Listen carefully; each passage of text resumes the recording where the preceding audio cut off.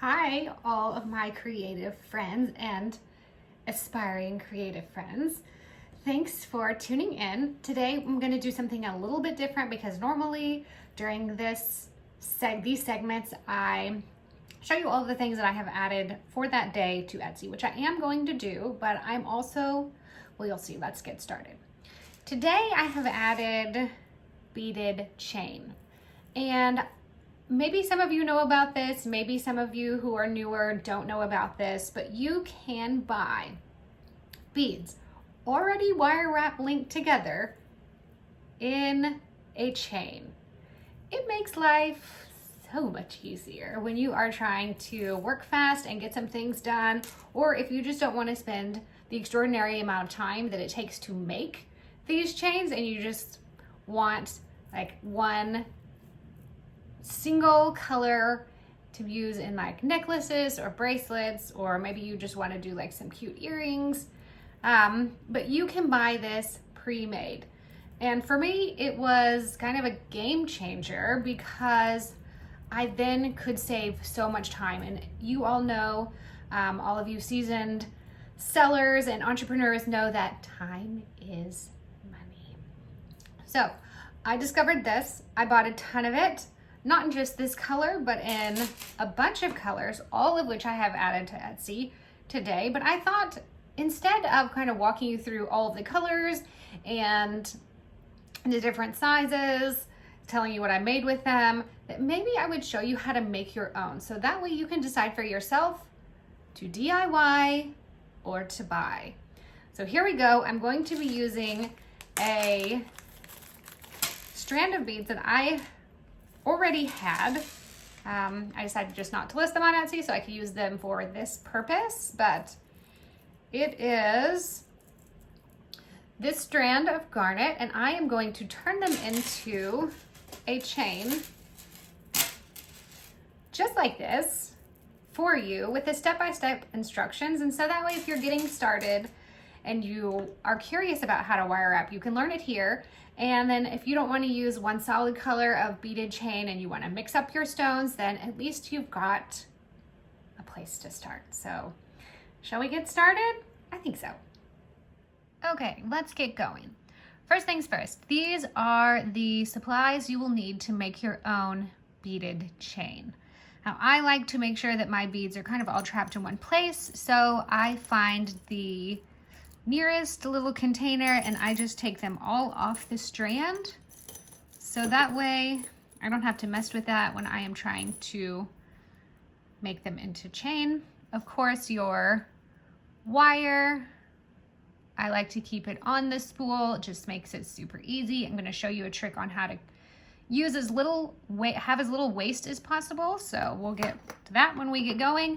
And then of course your tools. You will need a pair of needle nose pliers, a pair of flat nose pliers, and of course your wire cutters.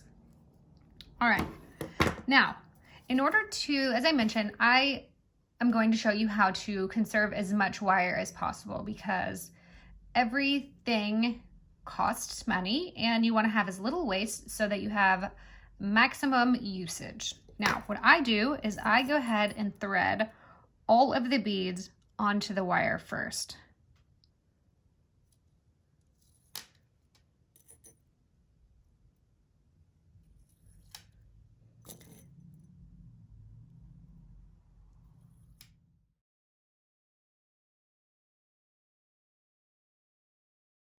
Okay, now that we have all of the beads on our wire spool, I'm going to go ahead and show you how to make that very first wire wrap. Okay, you want to take your needle nose pliers and go ahead and, I would call that maybe like 1/4 of an inch, pinch it 1/4 of an inch from the end, and then wrap your wire until it is kind of come back and crossed over itself. Once you have that, then with your flat nose, you will come in and twist that end around the wire the rest of the wire.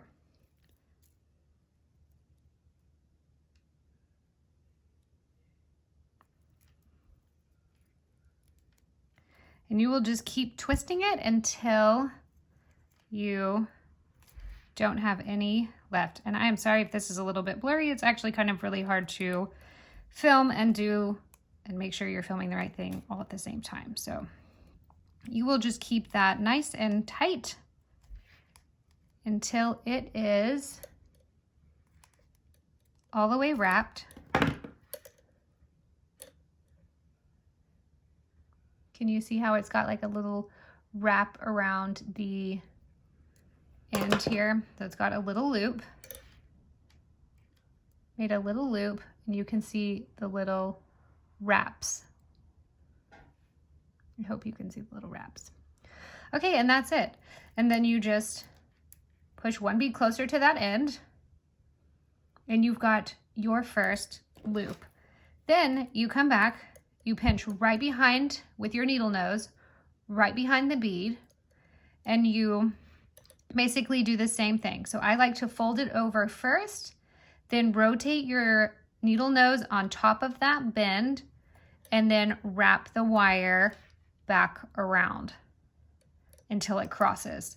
When it crosses, this is actually a little bit easier because you don't need your needle nose pliers again.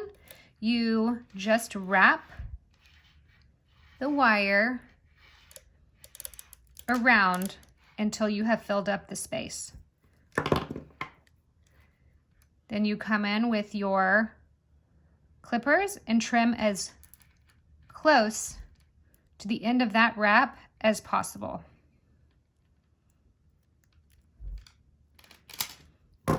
And there you have it. That is your first bead link.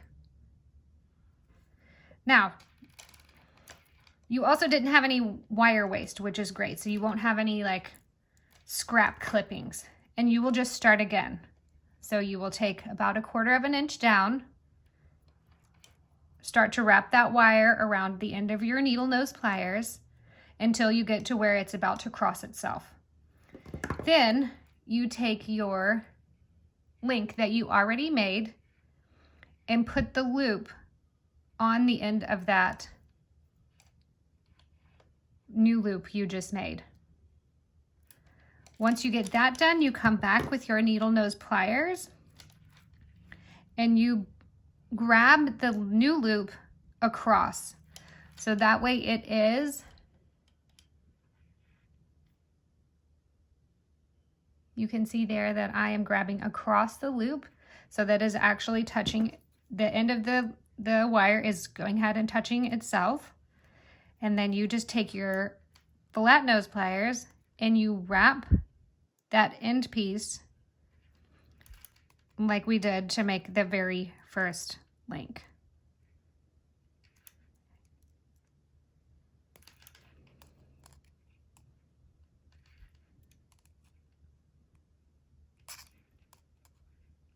I haven't done this in a while, so I am a little bit slower. I apologize. But you never really forget how to do it. It's kind of like riding a bike. Okay, and there you have it. That is the first section, first link that this chain is done. So you can see it's permanently attached now, and you just keep going. So I'm going to finish making the rest of this chain in time lapse, so it goes super fast and you don't have to sit through me doing it for an hour or so. And then I will show you what it looks like at the end.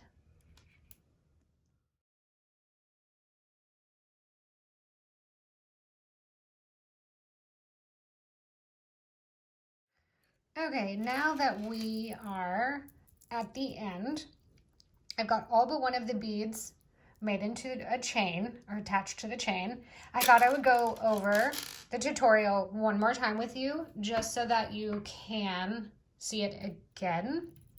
If you have any questions, you can always message me. I will try to explain as best as possible, but the video tutorials are really where it's at. So, okay, you take your needle nose pliers, you position them about 1/4 of an inch from the end of the wire and you twist until it is wrapped almost around back to itself. Then you take your existing bead chain or whatever you're attaching it to, it could be just regular pre-made metal chain, and you thread it on the loop.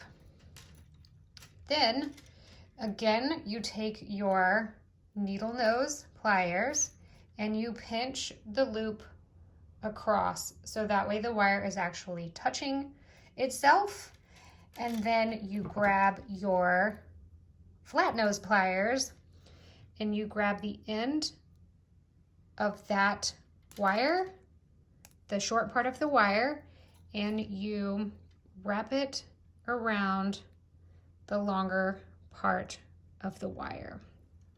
And for this part, if you like short wire wraps, then you would use a shorter section of wire. If you want something longer, you would pinch further back than 1/4 of an inch. I like about 3, and so that is why I do about 1/4 of an inch. You can see here, this little tiny wraps. Then you take your very last bead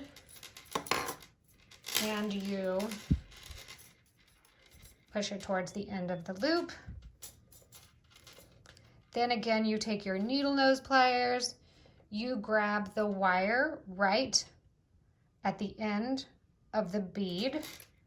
I like to pull it a little bit tight to make sure that there's not a whole lot of movement between the loops, and then you bend it. I push it backwards over the needle nose pliers. Rotate your pliers to where it is on top of that bend and push the wire forward to make it come around to where it is almost touching itself again, but you won't stop here. Since it is the last bead and we are going to finish this chain, you just take the end of the wire and you wrap it. And again, I like about 3 wraps, so that's where I'll stop right there.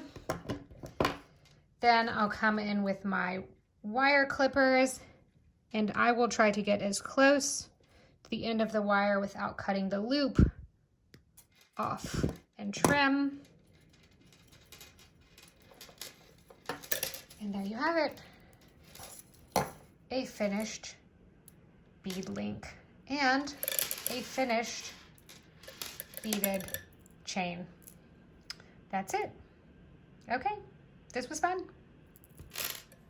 I hope that that tutorial was helpful for you. Now, this bead chain did take me about an hour to make. I am not as quick as I used to be because I started buying them pre-made. But I think when I was doing them myself, I did get faster. I'm just very out of practice. But this took me about an hour. Time-lapse video is fabulous. It makes everything happen in 30 seconds. It's great. Okay, so just to give you an idea, these are 8mm garnet beads. They are a very pretty reddish purple, like grape color. They are very faceted. I am going to put them in my Etsy store because now this is ready for someone to use. And it is about, let's see, just a little over 20 inches long. So this would be just a nice, like, long necklace. You could attach other things to the end. If you wanted to change the bead color and make it two-tone, you could continue this chain going and make it as long as you want. You can also cut it, make it some bracelets. You know, really, it's up to you. It is beautiful. There are other colors in my Etsy store. I showed you this one at the beginning of the video. This is a labradorite, and it is a grayish. It's got some olive tones. Of course, it's got the pretty blue labradorite flashes in it. You can see here, this wire is actually a gunmetal color, and it's a little bit thicker than the one that I just used in the tutorial. I also have, you know, smaller. This is a 4mm chain. It is a light gray quartz. And then I have even smaller in several colors. It's a 2mm. This happens to be a lapis. I have other colors. And I use them for many different things. I'll show you one thing that I used it for right now. Actually, I have to put it back together because I took it apart to take the photos for the Etsy store, but it's just a quick open and close some jump rings. I use them for really sweet little dainty bracelets with kind of a vintage bezel crystal on the end. They were quite popular just because they are so very easy to wear. This is what I made. It was a very pretty little bracelet. You can see it's kind of got that vintage bead on the bottom that's bezel set. I don't think I have any more of these left, but if I do, they'll eventually be on the Etsy site. But that's kind of how I wore it. That's how I made them. They were very popular just because great for layering, very girly, easy piece. So you can make something like this too. This is about a 6-inch piece of chain, and this is the rose quartz. It is a very milky pale pink. It's very pretty. You'll find those on the Etsy site too, and along with a bunch of other things. So if you have any questions, please message me. I will do my best to get back to you. If you've got any questions about any of the Etsy listings when you're in the Etsy store, you can always message me through the listing, and I will do my best to get back to you as soon as possible. So thank you so much for sticking around while I fumbled through my tutorial and making this bracelet for you again, and I look forward to seeing you next week. Bye!